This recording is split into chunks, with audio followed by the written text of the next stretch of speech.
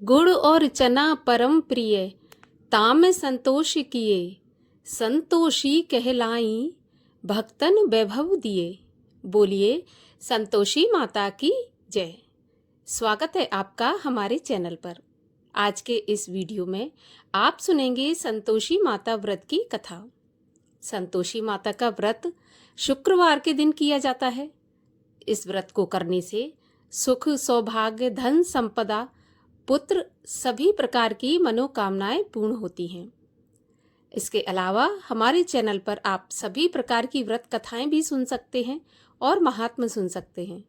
व्रत कथाएं और महात्म्य सुनने के लिए आपको केवल हमारे चैनल को सब्सक्राइब करके बेल आइकन पर प्रेस करना है और आज की ये कथा अच्छी लगे तो लाइक करके शेयर करना है। तो चलिए अब सुनते हैं शुक्रवार व्रत की कथा। परंतु कथा आरंभ करने से पहले आइए आपको शुक्रवार के व्रत का विधान बता देते हैं कि किस प्रकार से अगर आप पहली बार व्रत कर रहे हैं तो कैसे करना है आपको। तो देखिए, शुक्रवार के दिन आपको सुबह स्नान आदि करने के बाद आप एक पटे पर लाल रंग का रूमाल या कोई कपड़ा बिछा लें। उस पर आप संतोषी माता का अगर आपके पास फोटो या तस्वीर है वो रखें। अगर नहीं है तो आप एक जल से भरा कलश रखें। अगर आपके पास तस्वीर है तो भी आप कलश रखें। उसके ऊपर एक कटोरी में आप गुड़ और चना रखें। गुड़ चना आपको सवाया में लेना है, जैसे कि 1.25 रुपया, 5.25 रुपया, 11.25 रुपये, 21.25 रुपये, इस प्रकार से आपको लेना है। वो आप थोड़ा सा कटोरी में रखें और घी का दीपक जला के रखें। फिर आप उसी के सामने, पटे के सामने बैठकर कथा कहें या फिर सुने और आरती करें। इसके बाद ये प्रसाद आप अपने घर वालों में बांट दें और स्वयं भी ग्रहण करें। एक बार संतोषी माता के व्रत में भोजन किया जाता है। संपूर्ण भोजन जो कि शुद्ध एवं सात्विक होता है वो किया जाता है। तो आप भोजन ग्रहण करते समय प्रसाद ग्रहण करें और एक समय भोजन करें। भोजन में आपको विशेष ध्यान रखना है कि संतोषी माता के व्रत में खटाई का सेवन बिल्कुल भी नहीं किया जाता। तो खटाई का सेवन आप बिल्कुल ना करें। इस प्रकार से आप संतोषी माता का व्रत पूर्ण करें।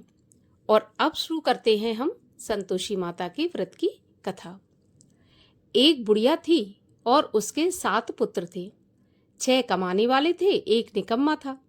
बुढ़िया माँ 6 पुत्रों की रसोई बनाती, भोजन कराती और पीछे से जो कुछ बचता तो 7वें को दे देती थी। परंतु वह बड़ा भोला भाला था, मन में कुछ भी विचार नहीं करता था। एक दिन वह अपनी बहू से बोला, देखो मेरी माता का मुझ पर कितना प्यार है। वह बोली, क्यों नहीं, सबका झूठा बचा हुआ तुमको खिलाती है। वह बोला, ऐसा नहीं हो सकता, मैं अपनी आंखों से न देखूं तब तक नहीं मान सकता। तो बहू ने हंसकर कहा, देख लोगे तो मान लोगे। कुछ दिन बाद फिर बड़ा त्योहार आया। घर में 7 प्रकार के भोजन और चूरमा के लड्डू बने। वह जांचने के लिए सिर के दर्द का बहाना बनाकर पतला कपड़ा अपने सिर पर ओढ़कर रसोई घर में सो गया और कपड़े में से सब देखता रहा। 6 भाई भोजन करने आए। उसने देखा माँ ने उनके लिए सुंदर सुंदर आसन बिछाए, 7 प्रकार की रसोई परोसी और आग्रह करके उन्हें जिमाती रही। वह कपड़े में से सब देखता रहा। 6 भाई भोजन करके उठे तो माता ने उनकी जूठी थालियों में से लड्डुओं के टुकड़ों को उठाया और एक लड्डू बनाया। जूठन साफ कर बुढ़िया माँ ने पुकारा, उठो बेटा, 6 भाई अब भोजन कर गए हैं, तू ही बाकी है, कब खाएगा। वह कहने लगा, माँ मुझे भोजन नहीं करना, मैं परदेश जा रहा हूँ। तो माता ने कहा, कल जाता हो तो आज ही चला जा। वह बोला, हाँ हाँ माँ, मैं आज ही जा रहा हूँ। यह कहकर वह घर से निकल गया। चलते समय बहू की याद आई। वह गौशाला में उपले थाप रही थी। वहीं जाकर उससे बोला, हम जावें परदेश को, आवेंगे कुछ काल, तुम रहियो संतोष से, धर्म आपनो पाल।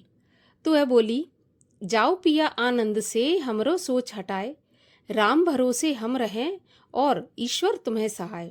देव निशानी आपनी, देख धरु में धीर, सुध हमरी न बिसारियो, रखियो मन गंभीर। वह बोला, मेरे पास तो कुछ नहीं है, ये अंगूठी है सो ले लो और अपनी कुछ निशानी मुझे दे दो। तो वह बोली, मेरे पास क्या है, यह गोबर से भरा हाथ है। ऐसा कहकर उसकी पीठ में गोबर के हाथ की थाप मार दी। अब बुढ़िया का बेटा चल दिया। चलते चलते दूर देश में पहुंचा। वहां पर एक साहूकार की दुकान थी। वहां जाकर कहने लगा, भाई मुझे नौकरी पर रख लो। साहूकार को जरूरत थी। बोला, ठीक है, रह जा। लड़के ने पूछा, तनख्वाह क्या दोगे? तो साहूकार ने कहा, काम देखकर दाम मिलेंगे। साहूकार की नौकरी उसको मिल गई। अब वह सवेरे 7 बजे से रात तक नौकरी करने लगा। कुछ दिनों में दुकान का सारा लेन देन, हिसाब किताब, ग्राहकों को माल बेचना, सारा काम करने लगा। साहूकार के 7-8 नौकर थे। वे सभी चक्कर में पड़ गए कि यह तो बहुत होशियार बन गया। सेठ ने भी काम देखा और 3 महीने में उसे मुनाफे का आधे साझेदार बना लिया। वह 12 वर्ष में ही नामी सेठ बन गया और मालिक सारा कारोबार उसी के ऊपर छोड़कर बाहर चला गया। अब बहू पर क्या बीती वो सुनो। सास ससुर उसे दुख देने लगे। सारी गृहस्थी का काम करा के उसे लकड़ी लेने जंगल में भेजते। इस बीच घर की रोटियों के आटे से जो भूसी निकलती उसकी रोटी बनाकर रख दी जाती और फूटे नारियल के खोपरे में पानी। इस तरह दिन बीतते रहे। एक दिन वह लकड़ी लेने जा रही थी कि रास्ते में बहुत सी स्त्रियां संतोषी माता का व्रत कर रही थीं। वह वहां पर खड़ी होकर कथा सुनकर बोली, बहनों, यह तुम किस देवता का व्रत कर रही हो और इसके करने से क्या फल मिलता है? इस व्रत के करने की विधि क्या है? यदि तुम अपने इस व्रत का विधान मुझे समझाकर कहोगी तो मैं तुम्हारा बहुत एहसान मानूंगी। तब उनमें से एक स्त्री बोली, सुनो, यह संतोषी माता का व्रत है। इसके करने से निर्धनता, दरिद्रता का नाश होता है और लक्ष्मी आती है।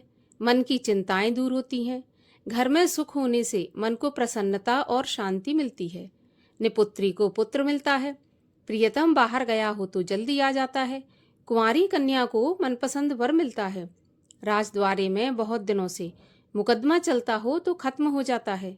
सब तरह सुख शांति हो, घर में धन जमा हो, पैसा जायदाद का लाभ हो, रोग दूर हो जाए और जो भी मनोकामना हो वो सब इस संतोषी माता की कृपा से पूरी हो जाती हैं। इसमें कोई संदेह नहीं है। वह पूछने लगी, यह व्रत कैसे किया जाता है, यह भी बताओ तो बड़ी कृपा होगी। स्त्री कहने लगी, 1.25 रुपये का गुड़ और चना लेना, इच्छा हो तो 5.25 रुपये का ले लेना या फिर 11.25 रुपये का, अपनी सहूलियत के अनुसार जैसा हो सवाया ही लेना। बिना किसी परेशानी, श्रद्धा और प्रेम से जितना बन सके सवाया ले लेना। 1.25 रुपये से 5.25 रुपये तथा इससे भी ज्यादा शक्ति और भक्ति के अनुसार लेना। हर शुक्रवार को निराहार रहकर कथा कहना और सुनना। इसके बीच क्रम टूटे नहीं। लगातार नियम पालन करना। सुनने वाला कोई न मिले तो घी का दीपक जलाकर उसके सामने जल के पात्र को रखकर कथा कहना, परंतु नियम न टूटे। जब तक कार्य सिद्ध न हो नियम पालन करना और कार्य सिद्ध हो जाने पर ही व्रत का उद्यापन करना। 3 महीने में माता पूरा फल प्रदान करती है। यदि किसी के खोटे ग्रह हों तो भी माता 1 वर्ष में अवश्य कार्य सिद्ध करती हैं। कार्य सिद्ध होने पर ही व्रत का उद्यापन करना चाहिए, बीच में नहीं करना चाहिए।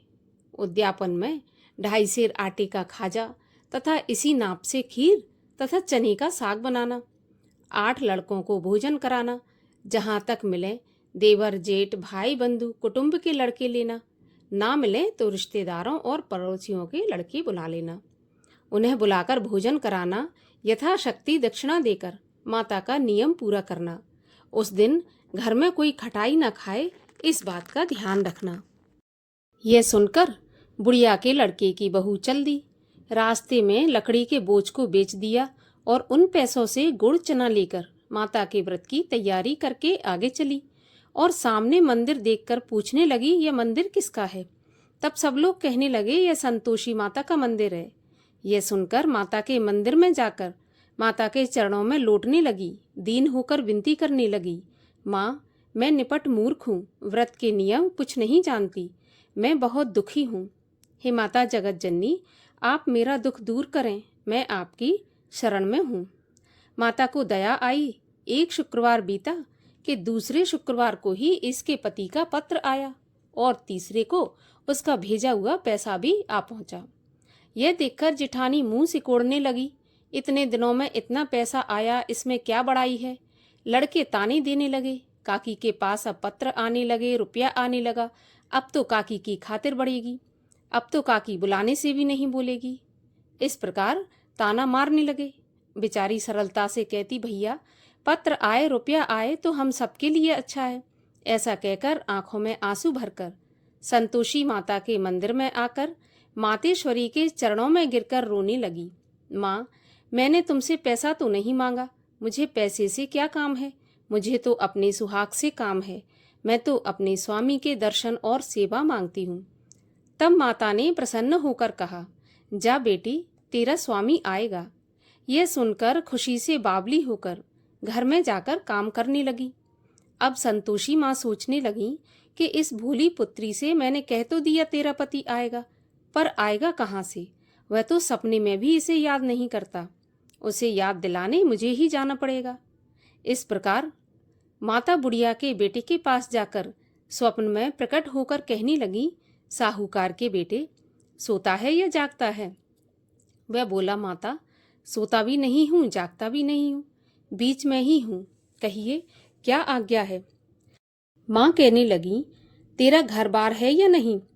वह बोला, माता मेरा सब कुछ है, माँ बाप, भाई बहन, बहू, क्या कमी है।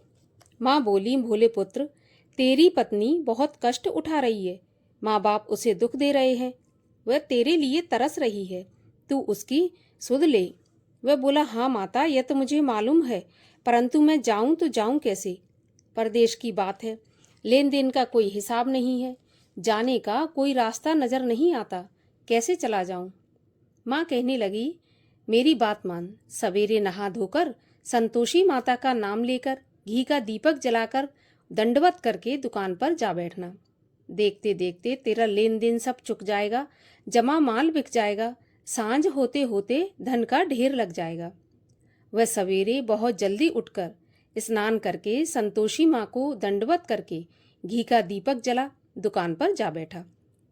थोड़ी देर में वह क्या देखता है कि देने वाले रुपया लाए, लेने वाले हिसाब लेने लगे। कोठे में भरे सामानों के खरीदार नगद दाम में सौदा करने लगे। शाम तक धन का ढेर लग गया। माता का चमत्कार देखकर प्रसन्न हो मन में माता का नाम लेकर घर ले जाने के वास्ते गहना कपड़ा खरीदने लगा और वहां के काम से निपटकर घर को रवाना हुआ। वहां बहू बेचारी जंगल में लकड़ी लेने जाती है, लौटते वक्त माँ के मंदिर पर विश्राम करती है। वह तो उसका रोज रुकने का स्थान था। दूर से धूल उड़ती देखकर वह माता से पूछती है, माता ये धूल कैसी उड़ रही है। माँ कहती है, पुत्री तेरा पति आ रहा है, अब तू ऐसा कर, लकड़ियों के 3 बोझ बना ले, एक नदी के किनारे रख ले, दूसरा मेरे मंदिर पर और तीसरा अपने सिर पर रख। तेरे पति को लकड़ी का गट्ठा देखकर मोह पैदा होगा, वह वहां रुकेगा, नाश्ता पानी बना खाकर माँ से मिलने जाएगा। तब तू लकड़ियों का बोझ उठाकर घर जाना और बीच चौक में गट्ठा डालकर 3 आवाजें जोर से लगाना, लो सासू जी लकड़ियों का गट्ठा लो, भूसे की रोटी दो, नारियल के खोपड़े में पानी दो, आज कौन मेहमान आया है।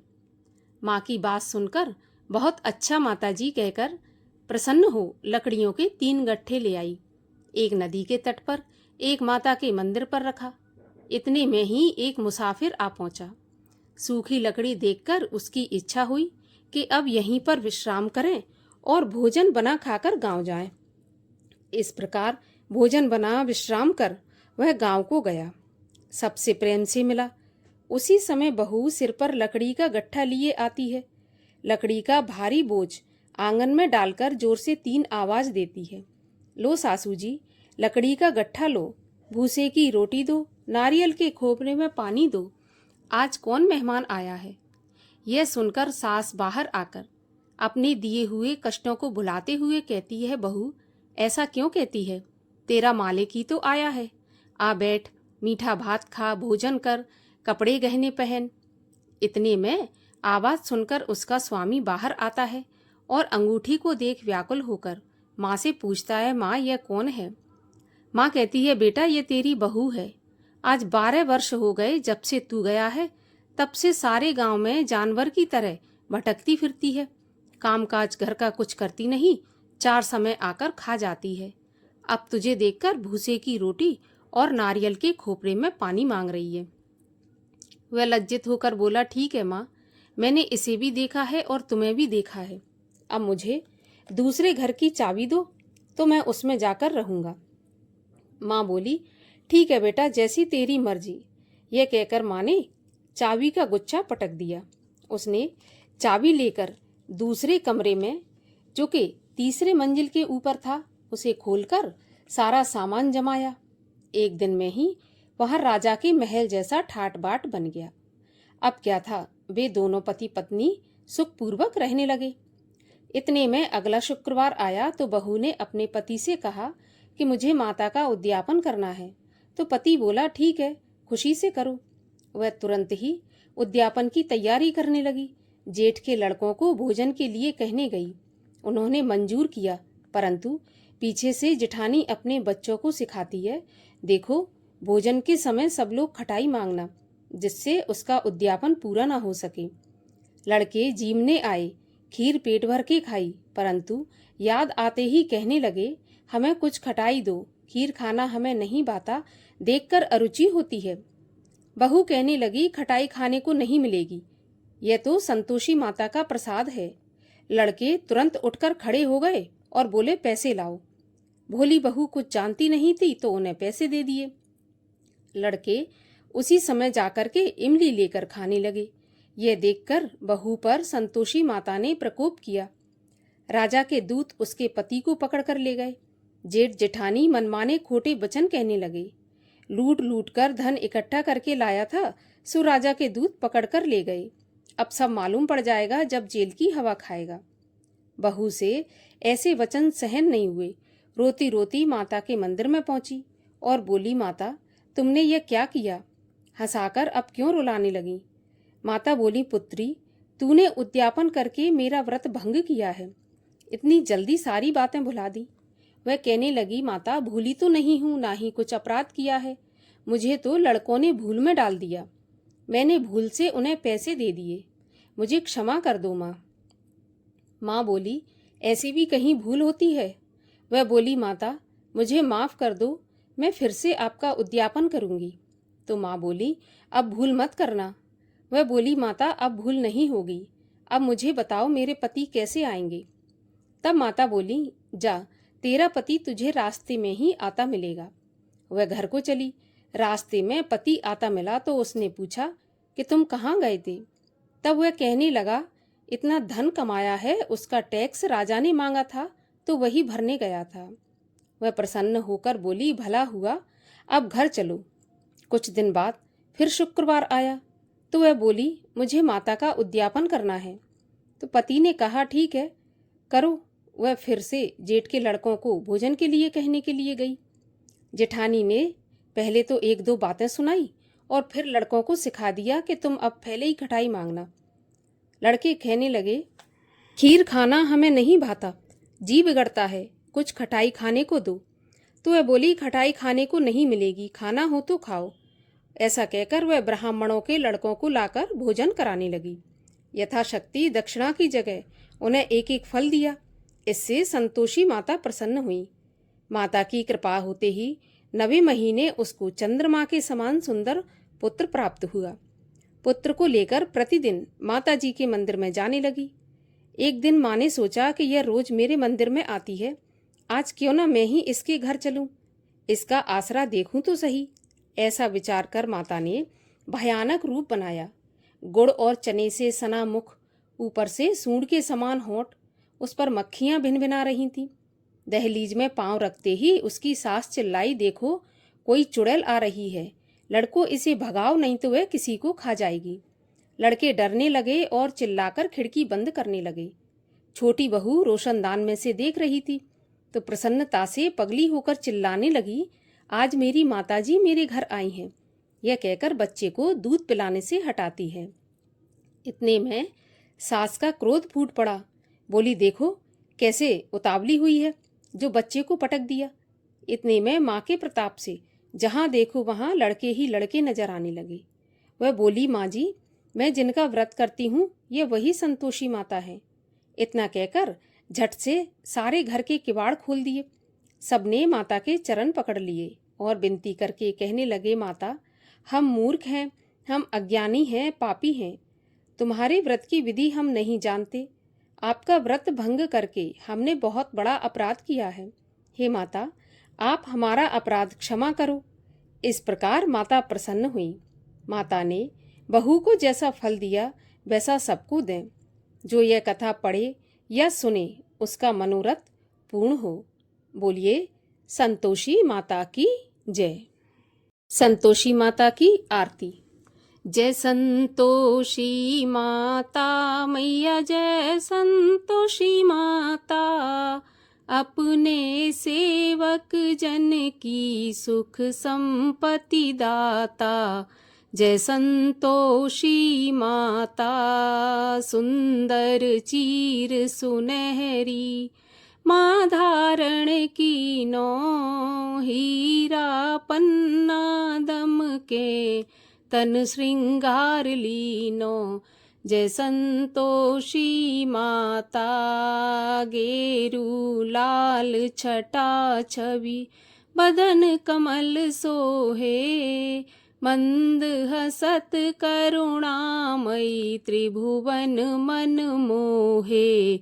जय संतोषी माता, स्वर्ण सिंहासन बैठी, चवर ढुरे प्यारे, धूप दीप मधुमेवा, भोग धरे न्यारे। जय संतोषी माता, गुड़ और चना परम प्रिय, ताम संतोष कियो, संतोषी कहलाई, भक्तन वैभव दियो। जय संतोषी माता, शुक्रवार प्रिय मानत, आज दिवस सोही, भक्त मंडली छाई, कथा सुनत मोही।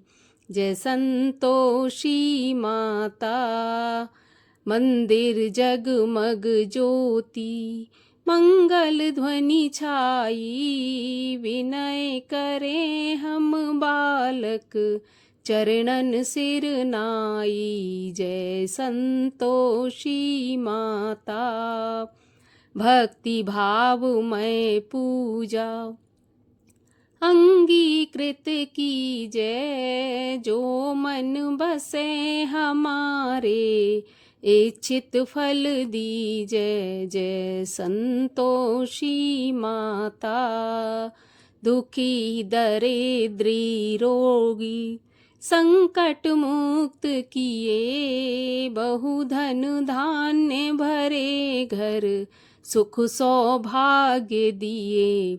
जय संतोषी माता, ध्यान धरे जो नर तेरो, मन वांछित फल पायो, पूजा कथा श्रवण कर, घर आनंद आयो। जय संतोषी माता, शरण गहे की लज्जा, रखियो जगदम्बे, संकट तुम ही निवारो, दयामयी अम्बे।